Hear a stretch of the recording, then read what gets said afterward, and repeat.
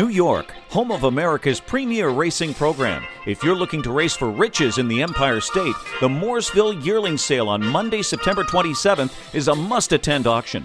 Brought to you by the students of Mooresville College Equine Institute, no other sale in September offers as many New York sired horses and the largest selection of yearlings eligible to the rich $19 million New York Sire Stakes.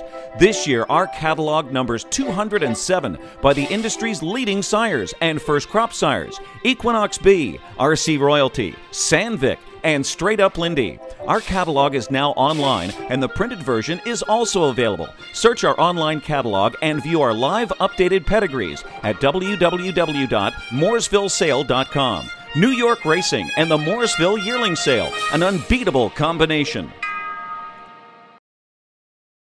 Harness Central today comes to you from Ancaster, Ontario. We're in the Jim Wellwood Training Center with Jason McGinnis, who won the Slots Cup the other night with Ostinato.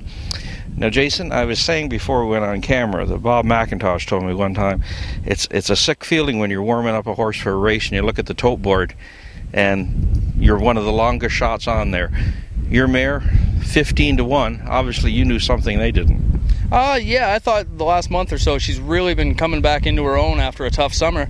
And I was pretty surprised she went off that long. She was 3-1 morning line, picked for third.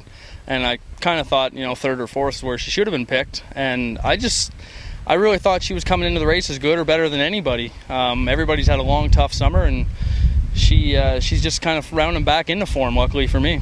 You were saying you were kind of glad when you saw the weather forecast it was going to be cool and sloppy. Yeah, I don't know what it is about this mare, but she loves an off track. She's won several races at Woodbine for us in the spring, and just terrible, terrible nights, muddy and rainy and cold, and she thrives on it. That was a new mark for her the other night. I don't know what it is. She loves the off track. Yeah, 54-4, and you were saying it was off 2 seconds, you figure? Yeah, that's what they rated it off, 2 seconds. It was pretty messy. It definitely wasn't a fast track, and especially towards the end of the night, it was pretty sloppy. You bought her just about a year ago from John Hayes. Tell us about that. I was standing watching the race with my friend Chris, and I just said, This was at Flamborough? At Flamborough Downs. She was in a 75 condition claimer for maidens, and she had the rail and made a break that day, and she's a well-bred filly, a really good-looking filly, and I thought, I'd probably be able to buy this filly off John. It's not the kind of horse he usually likes to race, and I went up to him and asked him, and I took her home that day. You said she galloped that night. She was racing free-legged. John wasn't a happy camper. No, he wasn't. I probably caught him on the right time and right day, and I raced her 7 starts, her first 7 starts for me. She had 4 wins and made 3 breaks, so I was quick putting the hobbles back on her. Right.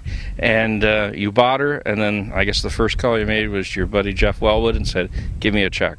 Yeah, I called him that day. I called him from Flamborough Downs, and I said, we got a mare here, we got to buy. Just something about her. I thought she could go up the condition claimer ranks and turn into a nice little racehorse for us. I never dreamed she'd turn out to be like she has. She's made $113,000 this year, and is another one of those many horses we see never get any notoriety, but you'd take a barn full of them if you could get them. Yeah, she's about as low maintenance as you can find a horse. She's easy to get along with, and she's probably the easiest keeper in the barn. She doesn't wear a bandage. She's very low maintenance. She's great to have around. It's mid-September. She's got 28 starts, which is, some people would say, enough. How are you going to play it with her now, coming up between now and Christmas? Since she's always kind of thrived in the cold weather, the plan before the other night, win or lose, was rest of September off, turned out, and I'll spend October getting her ready, and we'll have her ready to roll for November, December. Right. Talk about yourself. You're based here at Jim Wellwood's training camp, but you kind of left your own stable for a while and went to Miller. Tell us about that process. I wanted to go to Florida one winter, and through several people I got hooked up and wound up with Irv, and I spent 2.5 years there, and I had a great time. I learned a lot from him. I looked after, trained a lot of really great horses, Liz Mara, Shark Gesture, just a lot of great horses, and it was fantastic being around those kind of animals, and I had a great time there. And now you're back with how many horses? I got 7 here right now. And we know who the best one is. Yeah, she's definitely my favorite. Yeah. Okay, well, congratulations. Great win, and hey, some good days ahead. Thank you very much. This is Harold Howe with Jason McGinnis, giving you the Harness Racing Edge.